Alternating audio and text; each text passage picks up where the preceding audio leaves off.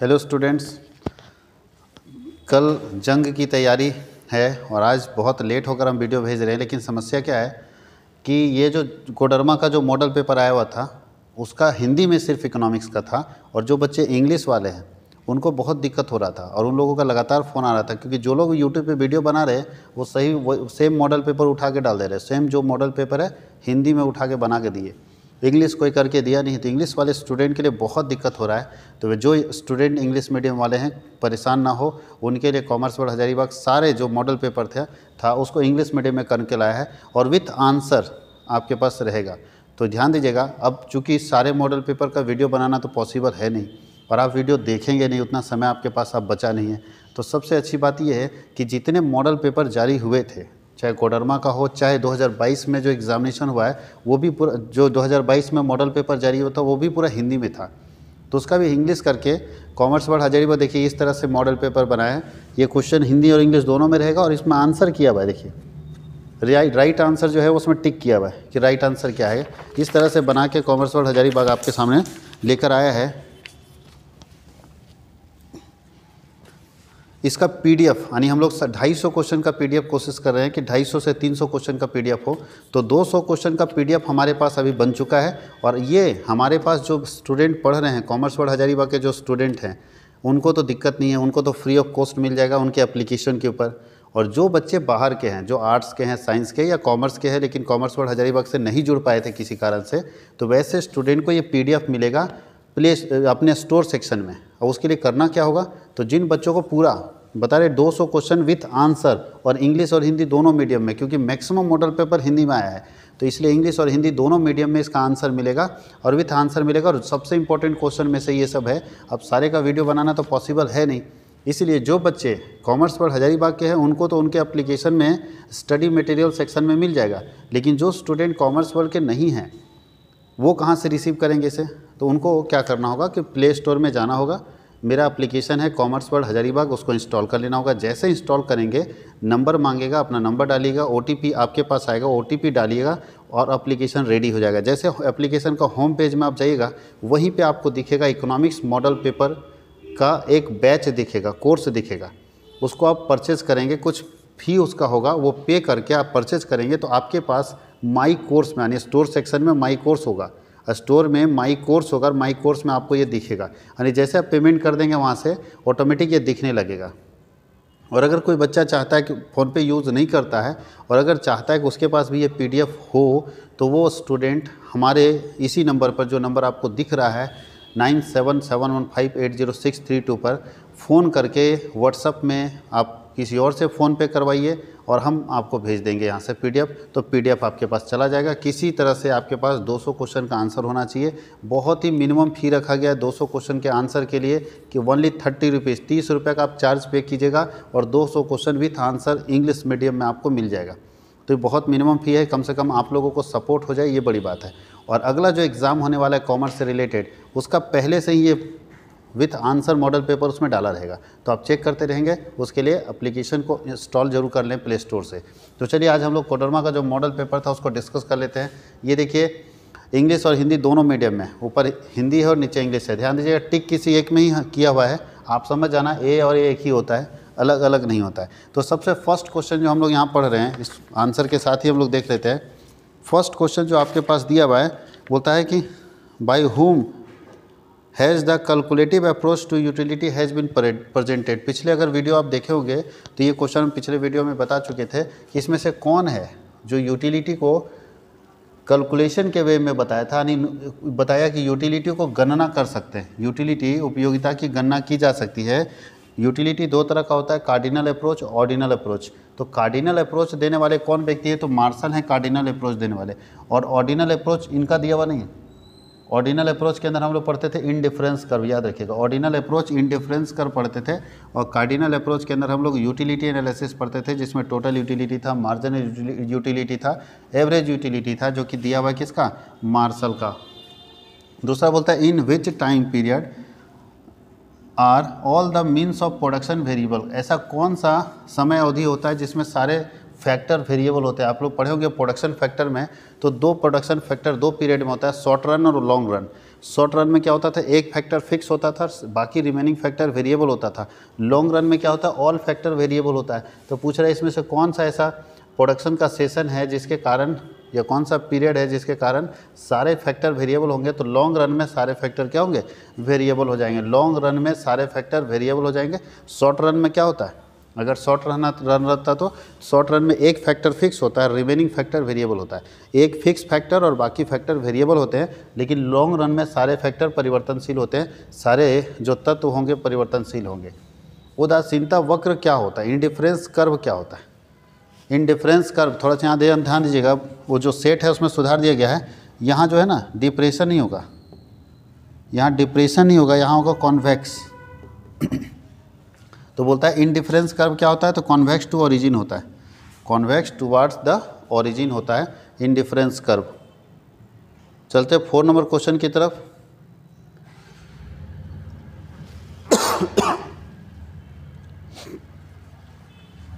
Four number बोलता है कि ऐसी वस्तुएं जिनका एक दूसरे के बदले में प्रयोग हो सकता है उसे क्या कहते हैं। मतलब ऐसा गुड्स जिसको दूसरे जगह पे इस्तेमाल किया जा सकता है, जैसे चाय कॉफ़ी, चाय की जगह कॉफ़ी का इस्तेमाल किया जा सकता है। तो चाय और कॉफ़ी को कौन सा गुड्स बोलते हैं, कंप्लीमेंट्री गुड्स बोलते हैं, कंफर्ट गुड्स बोलते हैं, एसेंशियल गुड्स बोलते हैं, या सब्स्टिट्यूट गुड्स बोलते हैं। तो चाय और कॉफ़ी को सब्स्टिट्यूट गुड्स बोलते हैं कि एक की जगह पे दूसरे का इस्तेमाल कर सकते हैं, ऐसे गुड्स को सब्स्टिट्यूट गुड्स बोलते हैं। बोलता है निम्न में से कौन उत्पत्ति का साधन है, विच of the following is a means of production. इसमें से कौन उत्पत्ति का साधन है, तो लैंड भी है, लेबर भी है, कैपिटल भी है, तो ऑल ऑफ दीज, सारा का सारा उत्पत्ति का साधन है। आगे पूछता है एमआर यानी मार्जिनल रेवेन्यू किसको डिनोट करता है, एमआर कैसे निकालेंगे। तो आपको बता चुके कि एमआर निकालने के लिए क्या फॉर्मूला होता है। मार्जिनल रेवेन्यू अगर निकालना हो तो बोलता है change in total revenue by change in quantity, change in total revenue by change in quantity. Change in total revenue को डेल्टा टीआर बोलते हैं और चेंज इन क्वांटिटी को डेल्टा क्यू बोलते हैं। तो टोटल रेवेन्यू के चेंज में क्वांटिटी के चेंज से डिवाइड कर देंगे तो निकल जाएगा मार्जिनल रेवेन्यू। यानी मार्जिनल रेवेन्यू अगर इसका डेफिनेशन पूछ देगा सब्जेक्टिव में तो कैसे लिखेंगे, तो डेफिनेशन आप लिख सकते हैं सब्जेक्टिव में, क्योंकि सब्जेक्टिव भी आपको तैयार करना है। तो marginal revenue is the difference, ध्यान दीजिएगा, मार्जिनल रेवेन्यू को अगर पूछ दे कि क्या होता है तो बोलता है it is the relationship between change in total revenue and change in quantity.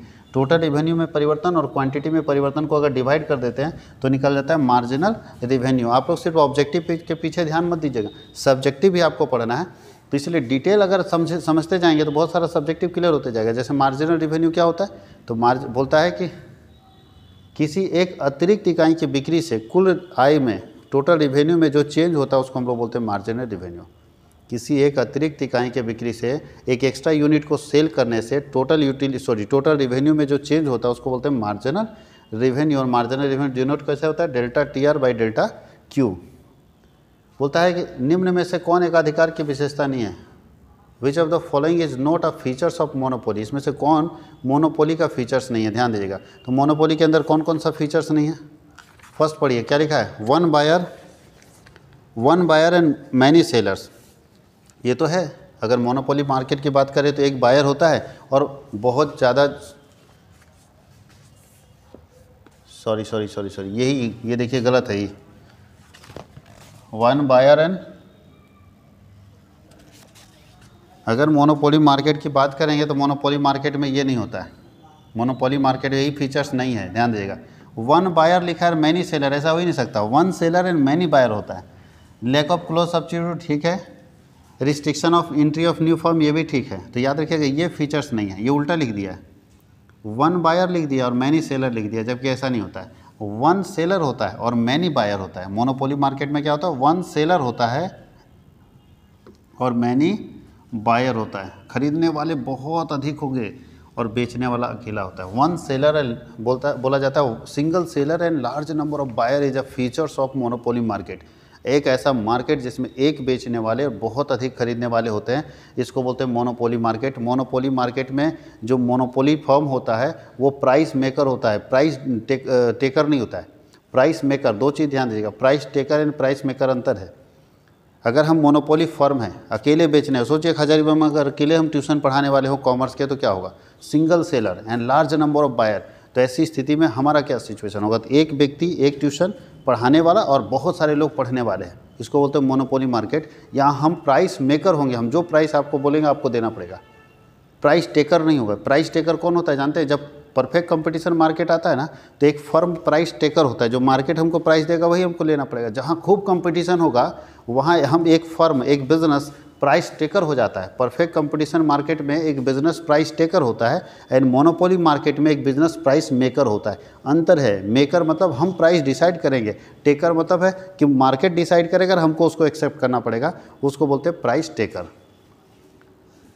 आगे बोलता है the slope of demand curve is, demand का कर्व हमेशा क्या होता है बताइए? तो आप लोग सब शुरू से ही जब से पढ़ रहे हैं डिमांड, तो डिमांड कर्व आप हमेशा नीचे देख रहे हैं कि सर ऊपर से नीचे आता है, तो नेगेटिव, हमेशा नेगेटिव होता है। कभी कभी चांसेस हो सकते हैं जो पॉजिटिव हो, लेकिन हमेशा नेगेटिव होगा।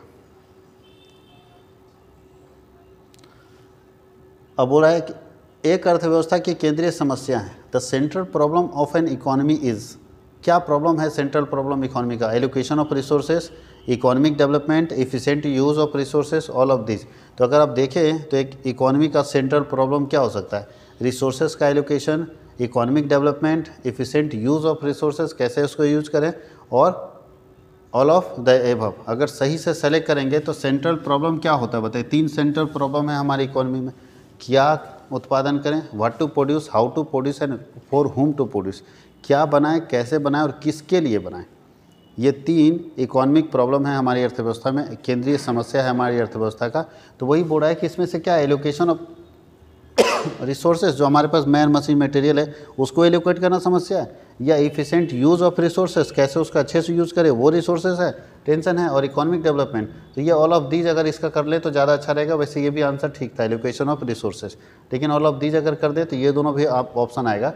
वैसे अगर बेसिकली प्रॉब्लम की बात करें तो ए ऑप्शन होगा, तो आप ऑल ऑफ दीज भी यहाँ लिख सकते हैं। Which of the following are the branches of micro economics, micro economics का इसमें से कौन ब्रांचेज है बताइए? माइक्रो इकोनॉमिक्स का इसमें से कौन है जो माइक्रो इकोनॉमिक्स के ब्रांचेज के रूप में जाना जाता है? तो माइक्रो इकोनॉमिक्स के ब्रांचेज के रूप में आप सबको लिख सकते हैं commodity pricing, economic welfare, factor pricing, सब इसी में आ जाएगा। तो ऑल ऑफ दीज लिख सकते हैं।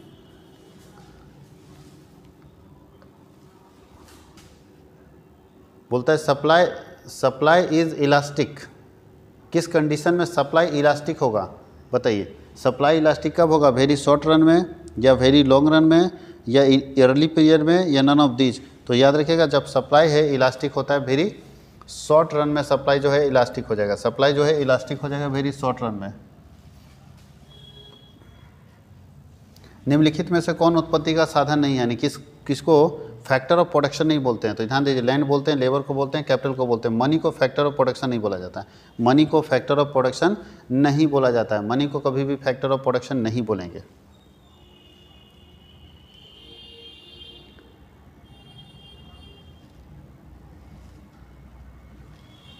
अब देखिए क्वेश्चन पूछ रहा है, चूँकि हम लोग ऑब्जेक्टिव के साथ कुछ सब्जेक्टिव भी डिस्कस कर देते हैं तो आसान पड़ेगा आपके लिए। सब्जेक्टिव भी आपके लिए बहुत ज़रूरी है, कोई भी एक टॉपिक को लेके हम लोग सब्जेक्टिव में डिस्कस कर देंगे तो आपके लिए थोड़ा आसान पड़ेगा।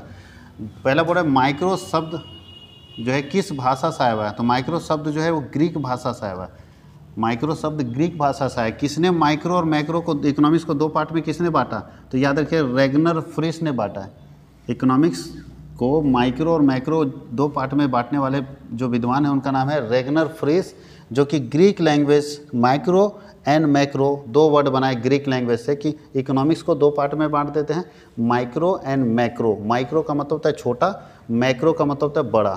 यानी माइक्रो के अंदर हम स्टडी करेंगे इंडिविजुअल यूनिट का, एक इकाई का, एक मार्केट का, एक प्रोड्यूसर का, एक पर्सन का, और मैक्रो के अंदर स्टडी करेंगे होल इकोनॉमी का, पूरी अर्थव्यवस्था का। यानी हम लोग माइक्रो में पढ़ते हैं Ram's demand, Shyam's demand, markets demand, एक मार्केट का डिमांड, एक मार्केट का डिमांड, राम का डिमांड, श्याम का डिमांड, मोहन का डिमांड। लेकिन जब मैक्रो की बात करते हैं तो एग्रीगेट डिमांड पढ़ते हैं संपूर्ण अर्थव्यवस्था का। याद रखिएगा माइक्रो इकोनॉमिक्स नेसेसरी है मैक्रो पढ़ने के लिए। यानी व्यष्टि अर्थशास्त्र जो अगर आप नहीं पढ़ेंगे तो समष्टि आप नहीं पढ़ सकते हैं। Micro is essential for macro economics but macro is not essential for micro economics. Macro economics का कोई ज़रूरत नहीं है माइक्रो पढ़ने के लिए।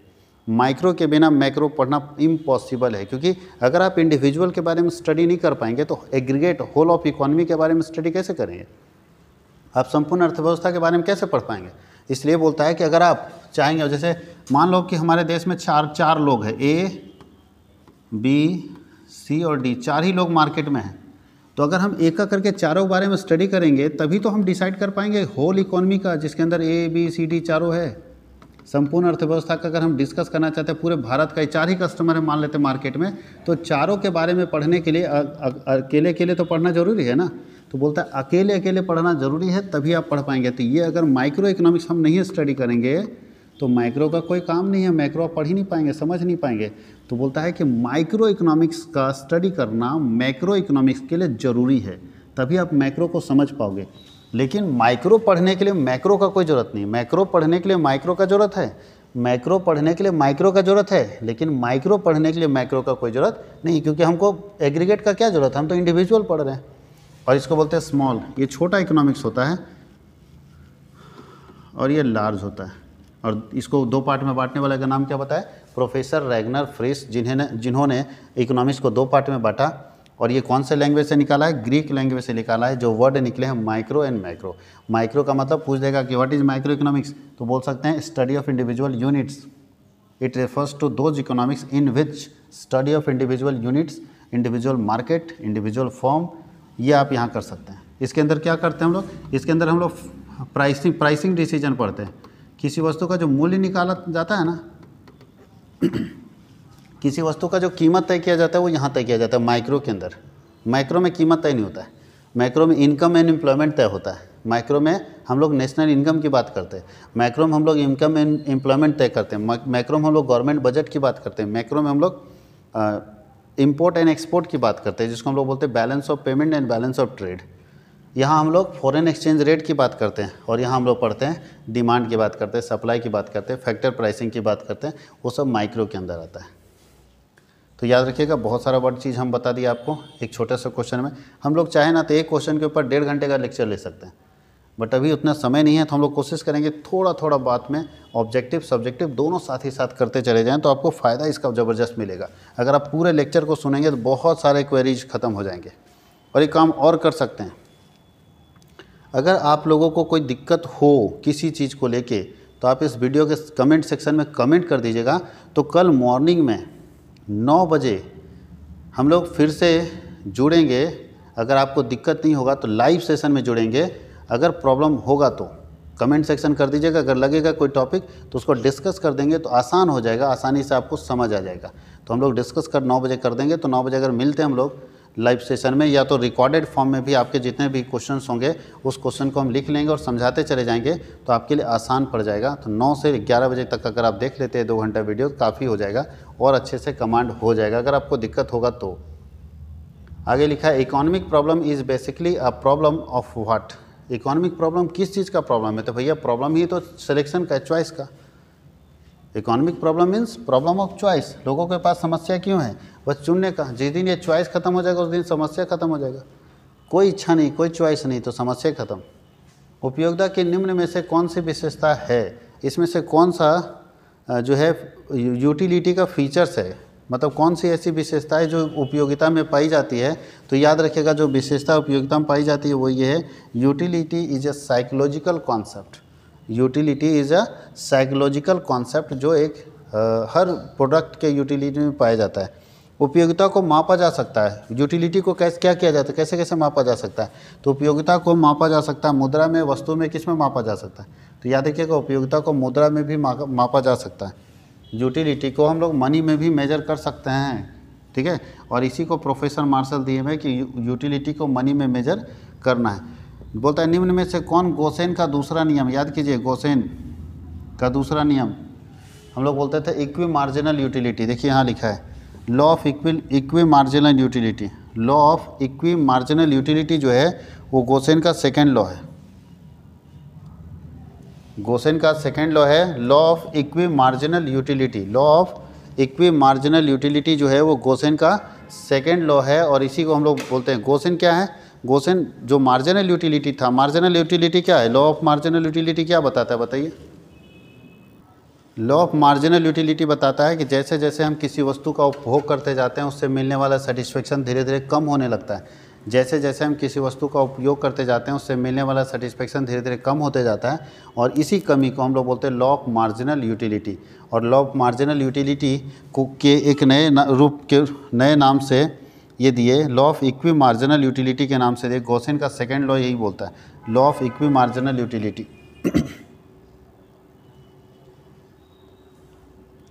बोला जब एक वस्तु की कीमत में परिवर्तन का दूसरे वस्तु के मांग में को प्रभावित करता है, यानी एक वस्तु का कीमत चेंज होने से दूसरे वस्तु का डिमांड ही चेंज हो जाता है, तो ऐसे डिमांड को कौन सा डिमांड बोलते हैं? ये क्रॉस डिमांड होता है। क्रॉस डिमांड में होता है कि एक सामान का अगर प्राइस चेंज हुआ दूसरे का डिमांड इफेक्ट कर देगा, तो उसको लोग बोलते हैं क्रॉस डिमांड। यहाँ देखिए अस्क्यूड लिख दिया, आप क्रॉस लिखिएगा ज़्यादा अच्छा रहेगा, क्रॉस डिमांड। आगे लिखता है in the production function, production is a function of what, बोलता है उत्पादन फलन में उत्पादन किसका फलन है? तो याद रखिएगा फैक्टर ऑफ प्रोडक्शन का फलन है। किसका फलन है? फैक्टर ऑफ प्रोडक्शन का फलन है। फैक्टर ऑफ प्रोडक्शन का हम लोग फलन करते हैं, यहाँ आप लिख सकते हैं कि फैक्टर ऑफ प्रोडक्शन का फलन है उत्पादन फलन के अंदर। 20 नंबर क्वेश्चन बोलता है मौद्रिक लागत में निम्न में से किसे सम्मिलित किया जाता है? इसमें से कौन सा मनी कॉस्ट है? विच of the following is included in money cost? Money cost में कौन सा कॉस्ट इसके अंदर शामिल किया जाता है? कौन सा ऐसा कॉस्ट है जिसे मनी कॉस्ट बोला जाता है? तो सही से अगर देखें तो नॉर्मल प्रॉफिट भी कॉस्ट में आप पढ़े हैं, इम्प्लिसिट कॉस्ट भी पढ़े हैं, और एक्सप्रेस मतलब एक्सप्लिसिट कॉस्ट बोलते हैं। तो अगर हम सही से देखें तो इसका ऑल ऑफ दीज आंसर होना चाहिए। ये सारे के सारे मनी कॉस्ट में शामिल होते हैं।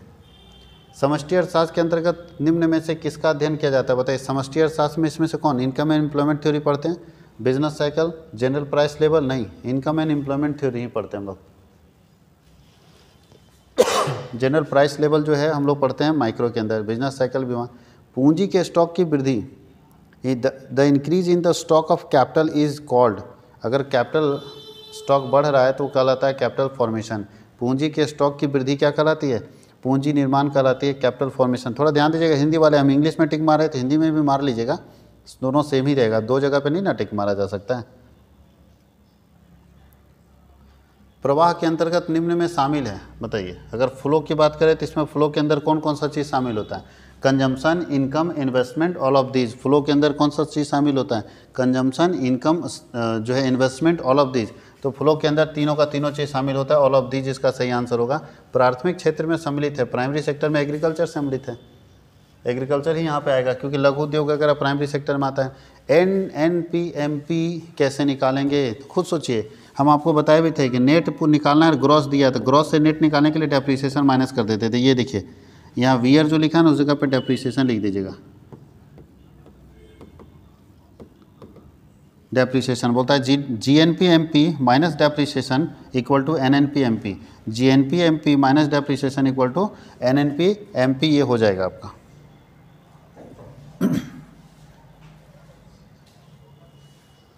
अब आगे क्वेश्चन नंबर 26 में दिया है कि राष्ट्रीय में निम्न में से किसे शामिल किया जाता है? इसमें से कौन है जिसे नेशनल इनकम में शामिल किया जाता है? तो सही से देखें तो इनकम मेथड में इसमें पता चल जाएगा आपको कि कौन कौन शामिल किया जाता है इनकम मेथड में। तो अगर इनकम मेथड की बात करेंगे तो रेंट वगैरह सब शामिल किया जाता है, रेंट, वेजेस सब इनकम मेथड में शामिल हो जाएगा। Income of rent, wages, salary, interest, profit सारा इनकम मेथड में नेशनल इनकम निकालते समय शामिल किया जाता है। नेक्स्ट क्वेश्चन है कि अर्थव्यवस्था में कौन सा क्षेत्र सम्मिलित होता है? बताइए एक इकॉनमी में कौन सा सेक्टर होता है? तो एक इकॉनमी की बात करें तो ऑल ऑफ दीज ना, इकॉनमी में आपका प्राइमरी सेक्टर भी आता है, सेकेंडरी सेक्टर भी आता है और टर्सरी सेक्टर भी आता है, इसलिए सही आंसर होगा ऑल ऑफ दीज। इकॉनमी में सारे सेक्टर इंक्लूड किए जाते हैं, शामिल किए जाते हैं। 28 नंबर, नेशनल इनकम जो है उसको कैलकुलेट करने के लिए इसमें किसको शामिल नहीं करते? नेशनल इनकम में मतलब समझिए नेशनल इनकम निकालते समय इसमें कौन सा चीज़ शामिल नहीं करते? तो हम आपको बताए होंगे कि नेशनल इनकम निकालेंगे तो कभी भी पुराना गुड्स को शामिल नहीं करेंगे। पुराना सामान का कभी भी कीमत राष्ट्रीय आय में की गणना करते समय शामिल नहीं किया जाता है, यानी राष्ट्रीय आय की गणना करते समय पुराने वस्तुओं के मूल्यों को जोड़ा नहीं जाता है, क्योंकि जो पहले एक बार बिक चुका है नेशनल इनकम में उसका पैसा जुड़ चुका है, तो सेकेंड हैंड जो बिकने वाले चीज़ हैं उसका कोई रिकॉर्ड ही सरकार के पास नहीं है। इसीलिए सरकार चाह के भी पुराने सामानों की बिक्री जब करती है, पुराना सेकेंड हैंड सामान बिकता है, उसका पैसा नेशनल इनकम में शामिल नहीं कर पाती है क्योंकि उसका कोई रिकॉर्ड नहीं है। अरे पहली बार बिक रहा है तो कंपनी से खरीद रहे हो तो बिल बन रहा है, दोबारा बिल बिकता है तो कौन बिल बनता है? कुछ नहीं, बस भैया हम मोटरसाइकिल बेचे, किसी को पैसा ले लिया, मोटरसाइकिल ले लिया, कहानी खत्म, कोई रिकॉर्ड ही नहीं सरकार के पास। इसलिए सरकार के पास सेकेंडरी जो सेल होता है, यानी सेकेंड हैंड जो सेल होता है, उसका कोई रिकॉर्ड नहीं होता है, जिसके कारण नेशनल इनकम के कैलकुलेशन में पुराने वस्तुओं की बिक्री से प्राप्त इनकम को शामिल नहीं किया जाता है। आरबीआई का राष्ट्रीयकरण कब हुआ? तो ध्यान दीजिएगा, दो चीज़ पूछेगा, आरबीआई की स्थापना कब हुई, आरबीआई का राष्ट्रीयकरण कब हुआ? तो आरबीआई की स्थापना 1935 में हुई है, आरबीआई की स्थापना 1935 में हुई है, और आरबीआई का राष्ट्रीयकरण 1949 में किया गया। 1949 में बना था बैंकिंग रेगुलेशन एक्ट, को दिक्कत है, बैंकिंग रेगुलेशन एक्ट बना था, और बैंकिंग रेगुलेशन एक्ट बनने के बाद ही इसका राष्ट्रीयकरण किया गया 1949 में। तो 1949 में राष्ट्रीयकरण किया गया और 1935 में इसकी स्थापना की गई। तब तक क्या कर रहा था इतना साल से? तो इतना साल से नॉर्मल काम कर रहा था, पावर यहाँ मिला है, वो जो सिंघम वाला पावर है ना, यहाँ मिला है यहाँ। उसके बाद आरबीआई अपना एक्टिव रोल में आ गया, उससे पहले एक्टिव रोल नहीं था। आज़ादी से पहले याद कीजिए 1935 अंग्रेज़ों का बनाया हुआ है आरबीआई, आरबीआई की स्थापना अंग्रेज़ किया, इसलिए पहला जो चेयर गवर्नर है आरबीआई का वो अंग्रेज़ है। लेकिन 1949 हम लोग आज़ादी के बाद हम लोग अपना राष्ट्रीयकरण कर दिए, यानी आरबीआई को ज़्यादा पावर दे दिए। तो याद रखिएगा, reserve bank of India Bharat का सेंट्रल बैंक है, अपेक्स बैंक है। पूछेगा सेंट्रल बैंक कौन है, तो आरबीआई है। कब स्थापना हुआ? 1935 में। कब राष्ट्रीयकरण किया गया? 1949 में। कोई दिक्कत है? आरबीआई को चलाता कौन है? गवर्नर चलाते हैं। यहाँ तक कोई दिक्कत? आरबीआई भारत सरकार के लिए क्या काम करता है? तो नोट इशू पर पूरा कंट्रोल उसी का है, जितने नोट छापे जाते हैं सब आरबीआई छापता है। दूसरा, भारत सरकार के लिए और क्या करता है? बोलता है भारत सरकार का जो बैंकर है ना, यानी सरकार का खाता आरबीआई में खुलता है। सरकार को अगर विदेश में पेमेंट करना हो तो आरबीआई के थ्रू करेगी, सरकार को विदेश से रिसीव करना हो तो आरबीआई के थ्रू करेगी, सरकार को सलाह देना हो तो रिजर्व बैंक ऑफ इंडिया देगा। पूरे मॉनेटरी पॉलिसी को क्रेडिट कंट्रोल करने का काम आरबीआई का है, मॉनेटरी पॉलिसी को कंट्रोल करने का काम आरबीआई का है। तो रिजर्व बैंक ऑफ इंडिया ये सारे काम करता है। क्लियरिंग हाउसेस का काम करता है, समाशोधन गृह हम लोग बोलते हैं कि अगर कोई भी जो हम लोगों का मल्टी बैंक चेक होता है ना, सारा क्लियर करने का काम आरबीआई का है।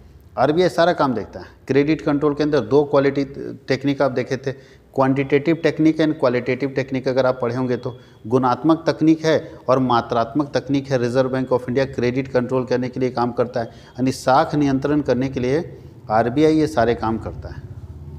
तो खैर बहुत ज़्यादा डिटेल नहीं जाने की जरूरत है। केन्स के अनुसार अर्थव्यवस्था में आय और रोजगार का संतुलन स्तर कहाँ स्थापित होता है? तो याद रखिएगा, सब पढ़े होंगे, जहाँ एग्रीगेट डिमांड एग्रीगेट सप्लाई के बराबर हो जाएगा वहीं इनकम एंड एम्प्लॉयमेंट का जो है इक्विलिब्रियम लेवल हो जाएगा, बराबर हो जाएगा। कहीं बताइए जी, अगर ये सिचुएशन रहेगा तो क्या होगा? डिमांड ज़्यादा हो और सप्लाई कम हो तो क्या होगा? इसको बोलते हैं excess demand, sorry deficit demand. Supply ज़्यादा है, सॉरी यहाँ डिमांड ज़्यादा है, डिमांड ज़्यादा है और सप्लाई कम है, इसको बोलते हैं एक्सेस डिमांड। मार्केट में डिमांड ज़्यादा है और सप्लाई कम है, एक्सेस डिमांड। यहाँ सीधा प्राइस ऊपर जाएगा। और यहाँ क्या होगा? सप्लाई ज़्यादा है और डिमांड कम है, यहाँ प्राइस धड़ाम से नीचे गिरेगा, क्योंकि ज़्यादा सामान मार्केट में खरीदने वाले कम है। लेकिन इक्विलिब्रियम लेवल ये है। अब ध्यान दीजिए, यहाँ पे सप्लाई ज़्यादा है और डिमांड कम है, यहाँ पे सीधा रेट नीचे जाएगा, बेचने वाला मर जाएगा नुकसान से। और यहाँ पे क्या होगा बताओ? डिमांड ज़्यादा है और सप्लाई कम है, तो यहाँ खरीदने वाला मर जाएगा, प्राइस इतना महंगा हो जाएगा खरीद नहीं पाएगा। तो यहाँ खरीदने वाला मरेगा, यहाँ बेचने वाला मरेगा। तो बोलता है दोनों मत मरो, क्योंकि एक भी मरेगा तो दूसरा धंधा नहीं चल पाएगा। तो बोलता है कि सबसे बढ़िया वो जगह है जहाँ पे एग्रीगेट डिमांड और एग्रीगेट सप्लाई आपस में क्या होता है? बराबर होता है। जहाँ पे एग्रीगेट डिमांड और एग्रीगेट सप्लाई आपस में बराबर होगा, वही पॉइंट सबसे बढ़िया पॉइंट है। उसी पॉइंट को हम लोग संतुलन बिंदु भी कहते हैं। वो बोलता है किन्स ने अर्थव्यवस्था में न्यून मांग की दशा में को किस नाम से बुलाया?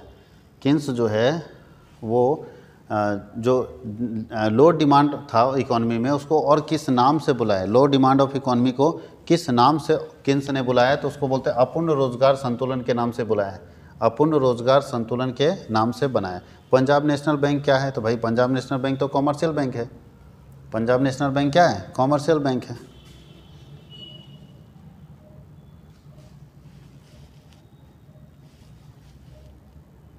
चलते हैं हम लोग आगे। 33 बोलता है साख मुद्रा का विस्तार होता है जब नगद कोष अनुपात credit money expends when the cash, यहाँ फंड रेशियो ना, कैश रिजर्व रेशियो होना चाहिए। कैश रिजर्व रेशियो जब घट जाएगा ना तो क्रेडिट मनी डेवलप करेगा। क्रेडिट मनी तब आएगा जब कैश रिजर्व रेशियो घट जाएगा। यानी समझिए कि जिस दिन कैश रिजर्व रेशियो देश का घटा उस दिन क्रेडिट मनी शुरू हो जाएगा। बोलता है निम्न में से किस वर्ष भारत में व्यावसायिक बैंकों का राष्ट्रीयकरण हुआ था? तो 2 बार राष्ट्रीयकरण हुआ था, एक हुआ था 1969 में, एक हुआ था 1980 में। देखिए ऑप्शन में क्या दिया है, 1969 दिया, 1980 में हुआ था, ध्यान दीजिएगा 1969 में हुआ था 14 बैंक का और 1980 में होता है 6 बैंक का, टोटल हो गए थे 20 बैंक। 20 बैंक का राष्ट्रीयकरण हुआ था, अब तो घट के बहुत कम हो गए। और ये कौन राष्ट्रीयकरण किया था? तो इंदिरा गांधी के समय में हुआ था 1969 में राष्ट्रीयकरण 14 बैंकों का, और फिर 1980 में राष्ट्रीयकरण हुआ था 6 बैंकों का, टोटल मिला के 20 बैंकों का राष्ट्रीयकरण किया गया था। ठीक है, 1969 में 6, 1980 में 1969 में 14, 1980 में 6 बैंकों का। आगे लिखता है मुद्रा पूर्ति को कंट्रोल कौन करता है? मनी सप्लाई को कंट्रोल कौन करता है? तो मनी सप्लाई सारा किसके हाथ में है? रिजर्व बैंक ऑफ इंडिया के हाथ में ना। मनी सप्लाई के ऊपर पूरा कंट्रोल एंड कमांड किसका है? रिजर्व बैंक ऑफ इंडिया का है।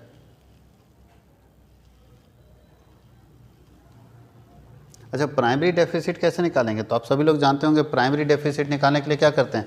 फिजिकल डेफिसिट में इंटरेस्ट पेमेंट को माइनस कर देते हैं। यहाँ थोड़ा सा गड़बड़ है, राजकोषीय घाटा माइनस ब्याज का भुगतान। बोलता है फिजिकल डेफिसिट जो निकलेगा उसमें इंटरेस्ट पेमेंट को माइनस करेंगे तो प्राइमरी डेफिसिट आ जाएगा। फिजिकल डेफिसिट में इंटरेस्ट पेमेंट को माइनस करेंगे तो प्राइमरी डेफिसिट आ जाएगा। बजट आप लोग जानते हैं कि नहीं? बजट उम्मीद करते हैं कि आप सभी लोगों को पता होना चाहिए। अगर नहीं पता है तो थोड़ा सा हम हिंट कर देते हैं। डेफिसिट क्या होता है, बजट क्या होता है, बताइए। बोलता है एक विवरण होता है, बजट एक स्टेटमेंट होता है सरकार के इनकम और एक्सपेंसेस का, यानी सरकार कितना पैसा कमाएगी और कितना खर्च करेगी। कमाएगी बोले हैं, इसका मतलब कमाई नहीं है। तो बोलता है it is a estimated income and expenditure, जो है ये एक एस्टिमेटेड है। बोलता है it is a statement of estimated income and expenditure, यह एक अनुमानित सरकार के आय और सरकार के व्यय का एक विवरण है, जिसके अंदर सरकार ये बताती है कि हम अगले वित्त वर्ष में यानी अगले साल 1 अप्रैल से 31 मार्च के बीच में कितना पैसा टैक्स के जरिए या नन टैक्स के जरिए कमाएंगे और कितना पैसा हम खर्च करेंगे। उसका एक विवरण होता है जो एक साल के लिए 1 अप्रैल से 31 मार्च के बीच में सरकार द्वारा तय किया जाता है, उसको बोलते हैं। यहाँ पे हम क्या क्या लिखते हैं? यहाँ पे बजट के अंदर 2 चीज़ लिखते हैं, receipt and payment. Receipt and payment, ये पेमेंट और रिसिप्ट किसका? गवर्नमेंट का। गवर्नमेंट ये देखती है कि कहाँ कहाँ से हमारा इनकम आ सकता है इस 1 अप्रैल से 31 मार्च, याद रखिएगा 1 अप्रैल से 31 मार्च बजट का ही पीरियड है, 1 अप्रैल से लागू होगा। और हर साल बजट कब आता है? याद रखो, हर साल बजट आता है 1 फरवरी को, याद रखिएगा हर साल बजट 1 फरवरी को आता है। इस साल भी 1 फरवरी को बजट आया है। तो बजट के अंदर क्या होता है? सरकार का रिसिप्ट यानी आय, और पेमेंट का मतलब भुगतान, सरकार का भुगतान और आय दोनों जोड़ा जाता है। भैया आएगा कहाँ से और जाएगा कहाँ? अगर इसको एक जगह पे लिखा जाता है तो उसको हम लोग बोलते हैं बजट। बजट 3 तरह के होते हैं, टाइप्स ऑफ बजट। ये सब लिखा जा सकता है, एक बार सुनेंगे तो लिख लेंगे, कुछ बहुत ज़्यादा रटने के होते हैं। बजट के प्रकार,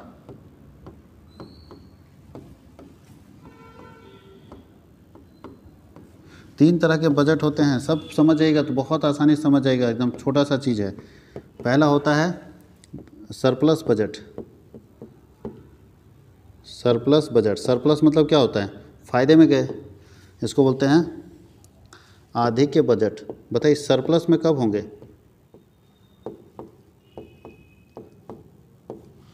फायदे में हम कब होंगे? जब हमारा क्या होगा, इसको हम लोग आर बोलते हैं रेवेन्यू, इसको बोलते हैं पेमेंट का मतलब एक्सपेंसेस। ठीक है, तो ध्यान दीजिए जब हमारा रेवेन्यू ज़्यादा होगा, कमाई सरकार का ज़्यादा होगा, और एक्सपेंसेस, पेमेंट को एक्सपेंसेस बोलते हैं। ठीक है, पेमेंट को क्या बोलते हैं? एक्सपेंसेस बोलते हैं। तो बोलता है जब हमारा कमाई ज़्यादा होगा, रेवेन्यू ज़्यादा होगा और खर्चा कम होगा, तब ना सरप्लस में हम जाएंगे। कि बोलता है कि इसका मतलब परिभाषा कैसे लिखेंगे? Excess of revenue, excess of government revenue over government expenditure. Government का अगर रेवेन्यू यानी इनकम खर्चे से ज़्यादा हो जाएगा तो हमारा सरप्लस बजट है। सरकार कमा ज़्यादा रही, खर्च कम कर रही, इसको बोलते हैं सरप्लस बजट। दूसरा होता है डेफिसिट बजट या बैलेंस बजट बोल सकते हैं, सॉरी। दूसरा हम लोग क्या बोल सकते हैं? बैलेंस बजट, इसको बोलते हैं संतुलन बजट, संतुलित।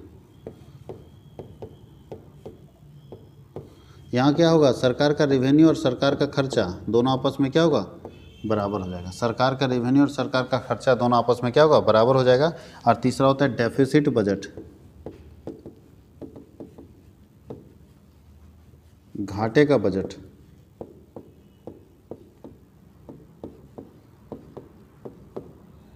घाटे का बजट में क्या होगा, रेवेन्यू कम होगा और खर्चा क्या होगा, ज़्यादा होगा। यानी आप इसको परिभाषा कैसे दे सकते हैं सरप्लस बजट को, कि excess of government revenue over government expenditure, सरकार की आय सरकार के व्यय से ज़्यादा हो जाए, यानी सरकार जितना खर्चा करे अगर उससे उसको इनकम ज़्यादा प्राप्त हो जाए तो ऐसे बजट को बोलते हैं सरप्लस बजट। और जितना सरकार कमा रही है उतना ही खर्चा करे तो उसको बोलते हैं बैलेंस बजट। और सरकार जितना कमा रही है उससे ज़्यादा खर्च कर दे तो उसको बोलते हैं घाटे का बजट, यानी excess of expenditure over revenue. कोई दिक्कत है, एक खर्चा रिवेन्यू के ऊपर ज़्यादा हो गया तो उसको बोलते हैं डेफिसिट बजट। और ध्यान दीजिए, भारत जैसे पूछ देगा भारत जैसे देश के लिए कौन सा बजट अच्छा है, तो सब लोग बोल रहे हैं फायदे का। नहीं, जो डेवलप्ड कंट्री होता है ना, जो डेवलप कंट्री जैसे अमेरिका हो गया, आपका फ्रांस हो गया, जो डेवलप कंट्री है उसके लिए सरप्लस बजट अच्छा है। हम लोग जैसे देश के लिए, जो हम लोग डेवलपिंग कंट्री, हम लोग अपना काम ही कर रहे हैं, घाटे का बजट भारत के लिए अच्छा है। घाटे का बजट मतलब सरकार जितना कमाएगी उससे ज़्यादा खर्च करेगी तभी ना डेवलपमेंट होगा, तभी ना रोड बनेगा, बिजली आएगी। अब सरकार बोलने लगी ना भैया जितना कमाएंगे उससे कम ही खर्चा करेंगे, तो भैया कम अगर खर्चा करोगे तो फिर फ़ायदे में जाना चाहोगे सरप्लस बजट में, तो डेवलपमेंट कैसे होगा, रोड कैसे बनेगा, पुल कैसे बनेगा, तो स्कूल कैसे बनेगा, हॉस्पिटल कैसे बनेगा। इसलिए सरकार को हमेशा इनकम से ज़्यादा खर्च करना चाहिए। तो ऐसे बजट को हम लोग बोलते हैं डेफिसिट बजट। भारत में डेफिसिट बजट अभी के समय में ज़्यादा अच्छा है। हम लोग चाहें ना तो हर टॉपिक के ऊपर इस तरह से डिस्कस करें, लेकिन समय की पाबंदी रहती है जिसके कारण संभव नहीं हो पाता है। आप इसको एक बार लिख लो, अगर दिक्कत हो तो समझ के आराम से देख के लिख लो, आसान पड़ेगा आप लोगों को।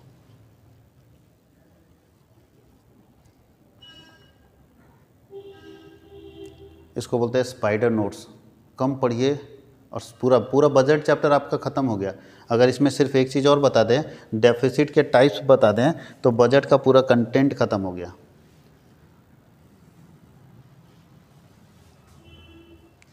चलिए, अब हम लोग को पूछ रहा है कि इसमें कौन, देखिए टैक्स आ गया। अब टैक्स के बारे में पूरा बताने की जरूरत है। बोलता है कि which of one of the following is not a tax receipt. इसमें से कौन है जो टैक्स रिसिप्ट नहीं, तो फी हमारा टैक्स नहीं, इनकम टैक्स होता है। कस्टम ड्यूटी यहाँ लिखा होना चाहिए, कस्टम ड्यूटी और कॉर्पोरेशन टैक्स, ये सब टैक्स है, सिर्फ फी हमारा टैक्स नहीं है। देखिए यहाँ पूछ दिया, निम्न में से असंतुलित बजट कौन है। विच of the following is unbalance budget. ध्यान दीजिए, अनबैलेंस मतलब जो बराबर नहीं है, तो बराबर अनबैलेंस दो हो गया, यहाँ डेफिसिट और सरप्लस दोनों ना हो गया। देखिए यहाँ लिखा सरप्लस बजट भी अनबैलेंस है और डेफिसिट बजट भी अनबैलेंस है, दोनों में बैलेंस नहीं है, क्योंकि यहाँ पे रेवेन्यू क्या होता है, ज़्यादा हो जाता है और एक्सपेंसेस क्या होता है, कम हो जाता है। और यहाँ क्या होता है, रेवेन्यू कम हो जाता है और एक्सपेंसेस क्या होता है, ज़्यादा हो जाता है। रेवेन्यू कम है और एक्सपेंसेस क्या होता है, ज़्यादा हो जाता है। दोनों देखिए बैलेंस नहीं है, ये दोनों अनबैलेंस है। तो हम लोग को पूछा अनबैलेंस कौन है, तो दोनों ना। तो देखो ए और बी दोनों, ये आंसर सही माना, ठीक है। आंसर सी सही मारोगे, ए और बी दोनों अनबैलेंस है, किसी का भी बैलेंस नहीं है।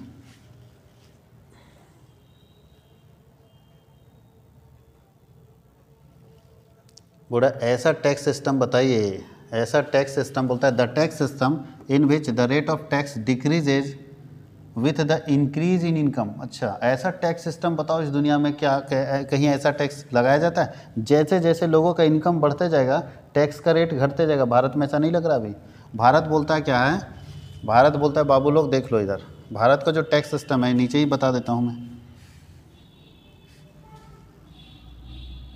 खुल जा सिम। भारत का जो टैक्स सिस्टम है ना भाई, वो बोलता है ऐसे कि जैसे जैसे इनकम बढ़ेगा ना, टैक्स भी तुम्हारा ज़्यादा लगते जाएगा। बोलता है super rich super taxes, more income मोर टैक्सेस। जैसे जैसे कमाई बढ़ेगी टैक्स बढ़ता जाएगा। ये नहीं पूछ रहा आपसे, आपसे पूछ रहा है कि जैसे जैसे किसी व्यक्ति का इनकम बढ़ेगा उसका टैक्स घटते जाएगा, ऐसे टैक्स को क्या बोलते हैं। तो हम लोगों के यहाँ जो लगता है इसको बोलते हैं प्रोग्रेसिव टैक्स। इसको क्या बोलते हैं, प्रोग्रेसिव टैक्स। जैसे जैसे इनकम बढ़ते जाएगा वैसे वैसे आपके टैक्सेस बढ़ते जाएंगे। प्रगतिशील कर है हमारे यहाँ लगता है, भारत में प्रगतिशील कर लगता है। तो देखो प्रोग्रेसिव टैक्स एक दिया, ये तो ऑप्शन नहीं होगा। प्रोपोर्शनल टैक्स, ये भी टैक्स नहीं होगा। बोलता है घट रहा है मेरा इनकम, तो रिग्रेसिव टैक्स, ये देखिए घटती कर प्रणाली है। यानी जैसे जैसे किसी व्यक्ति का इनकम बढ़ता जाता है उसका टैक्स घटता अगर जाता है तो उस टैक्स सिस्टम को हम लोग बोलते हैं रिग्रेसिव टैक्स सिस्टम। पहले ही लगता था, अब बहुत कम देशों में लगता है, सब जगह प्रोग्रेसिव टैक्स ही लगने लगा। हर देश प्रोग्रेसिव टैक्स लगाता है, लेकिन बहुत सारे देश और रिग्रेसिव टैक्स का सिस्टम आ जाए। आगे बोलता है कि which of the following items are included in the balance of payment. ध्यान दीजिएगा, यहाँ दो चीज़ है, balance of trade and balance of payment, भुगतान संतुलन और व्यापार संतुलन। तो बैलेंस ऑफ ट्रेड, व्यापार संतुलन अगर दिया रहेगा तो वहाँ पे क्या करते हैं, केवल विजिबल आइटम को लिखते हैं। फिर से सुनिएगा, बैलेंस ऑफ ट्रेड, व्यापार संतुलन में केवल दृश्य मदों को, जो आइटम दिखता है, जैसे पेन ला रहे हैं दिख रहा है, ये क्या है, balance of payment, balance of trade. तो बोलता है इंपोर्ट इक्वल टू एक्सपोर्ट, जब आयात और निर्यात आपस में बराबर हो जाएगा तो उसको बोलते हैं balance of trade, balance of payment. अब हम विदेश से सामान खरीद के ला रहे हैं तो बोलता है अगर आप ऐसा आइटम विदेश से खरीद के ला रहे हैं, जो गुड्स विदेश से खरीद के ला रहे हैं, जो सामान विदेश से खरीद के ला रहे हैं, अगर उसको देख सकते हैं और केवल देखने वाला सामान अगर आप विदेश से खरीद के ला रहे हैं और विदेश को बेच रहे हैं, तो ऐसे आइटम्स को हम लोग लिखते हैं बैलेंस ऑफ ट्रेड के अंदर, व्यापार संतुलन के अंदर। और अगर कोई व्यक्ति विदेश से विजिबल आइटम्स और नॉन विजिबल आइटम दोनों को लाता है या दोनों को बेचता है और दोनों लिखता है, तो ऐसे जगह पे लिखा जाए, ये सब आइटम लिखा जाता है बैलेंस ऑफ पेमेंट के अंदर, भुगतान संतुलन के अंदर। तो भुगतान संतुलन के अंदर import and export of visible and non visible items को लिखा जाता है। यानी आयात और निर्यात जो है वो दृश्य और अदृश्य दोनों मदों के आयात और निर्यात को जिसमें लिखा जाता है उसी को हम लोग बोलते हैं बैलेंस ऑफ पेमेंट, भुगतान संतुलन। यानी भुगतान संतुलन के अंदर import and export of visible and non visible, जो दिखता है वो भी और नहीं दिखता है वो भी, दोनों आइटम्स के इंपोर्ट और एक्सपोर्ट को लिखा जाता है तो बैलेंस ऑफ पेमेंट। और अगर केवल विजिबल इंपोर्ट एंड एक्सपोर्ट को लिखा जाता है तो कहलाता है बैलेंस ऑफ ट्रेड, व्यापार संतुलन। कोई दिक्कत है? अब यहाँ सवाल है कि इनविजिबल आइटम कौन है जो दिखाई नहीं देता है, तो सर्विसेज, सेवा आपको दिखाई नहीं देता है। जैसे डॉक्टर लाए हमें अमेरिका से, तो डॉक्टर आदमी है लेकिन उसका जो सेवा लाए वो तो नहीं दिख रहा है, तो सर्विसेज नहीं दिखता है। तो ऐसे आइटम्स को अगर हम लोग लिखते हैं, यानी केवल गुड्स को लिखा जाएगा तो वो कहलाता है बैलेंस ऑफ ट्रेड, व्यापार संतुलन। जहाँ विजिबल आइटम लिखेंगे और जहाँ दोनों लिखेंगे import and export of visible and non visible item, वो कहलाता है भुगतान शेष, बैलेंस ऑफ पेमेंट। यहाँ आपको देखना है। तो दोस्तों ये पूरा 40 क्वेश्चन हो गया। कल एग्ज़ाम है, इसलिए मेरा मानना है कि आप पॉजिटिव रहिए, कोई टेंशन नहीं लेना है, कोई स्ट्रेस नहीं लेना है। एग्ज़ाम एकदम शांत होकर शांत मन से दीजिए, अच्छे से एग्ज़ाम जाएगा। आप जो आंसर जानते हैं उसी को लिखिए पहले, क्योंकि सब्जेक्टिव में आपके पास चॉइस है, ऑब्जेक्टिव में चॉइस नहीं है। तो ऑब्जेक्टिव आप अभी जो हम बताए सेट, वो आप कर लीजिए, वहाँ से आप परचेज़ कर सकते हैं। परचेज़ करके आप अगर नहीं परचेज़ कर पाते आप हमको फ़ोन पे कर दीजिएगा, हम आपको PDF भेज देंगे उसका। आप तक किसी हालत में PDF पहुँच जाना चाहिए और ज़्यादा से ज़्यादा लोगों तक इसका इंग्लिश मीडियम में PDF पहुँचना चाहिए, क्योंकि बहुत सारे बच्चे ऐसे हैं जो इंग्लिश मीडियम वाले हैं और ये इंग्लिश मीडियम में है ही नहीं, किसी के पास नहीं। हम देख रहे हैं कुछ बच्चों का फ़ोन आ रहा है, सर यूट्यूब में किसी के पास नहीं मिल रहा है। तो चलिए, जब कहीं नहीं मिलता है तो कॉमर्स वर्ल्ड हजारीबाग रहता है। कॉमर्स वर्ल्ड हजारीबाग पहले से और एक्टिव होता। कॉमर्स वर्ल्ड का हजारीबाग का जो अपना चैनल था वो बीच में चला गया है, अचानक सस्पेंड हो गया यूट्यूब से, पता नहीं रीज़न क्या था। उसके कारण थोड़ा कॉमर्स वर्ल्ड ठंडा पड़ा, लेकिन फिर जब हम उठेंगे तो ज़बरदस्त तरीके से उठेंगे, क्योंकि हम लोग काम करते हैं तो दोनों मीडियम में काम करते हैं। हिंदी वाले के बच्चों को भी फ़ायदा होगा और इंग्लिश वाले के बच्चों को भी फ़ायदा होगा। हम लोग सिर्फ कॉमर्स के ही इस चैनल में कॉमर्स से रिलेटेड वीडियो डाल रहे हैं। अब धीरे धीरे सारे सब्जेक्ट के वीडियोस जाएंगे जो अलग अलग फैकल्टी मेंबर लेकर जाएंगे। तो हम लोग मिलते हैं फिर इस एग्ज़ाम के बाद अगले सब्जेक्ट के लिए। तब तक आप अच्छे से एग्ज़ाम लिखिए, बढ़िया से एग्ज़ाम लिखिए, और मुझे उम्मीद है कि आप सब लोग इतने पॉजिटिव एटीट्यूड वाले हो कि एग्ज़ाम अच्छे से ही लिखोगे, कूल माइंड में लिखोगे। Thank you.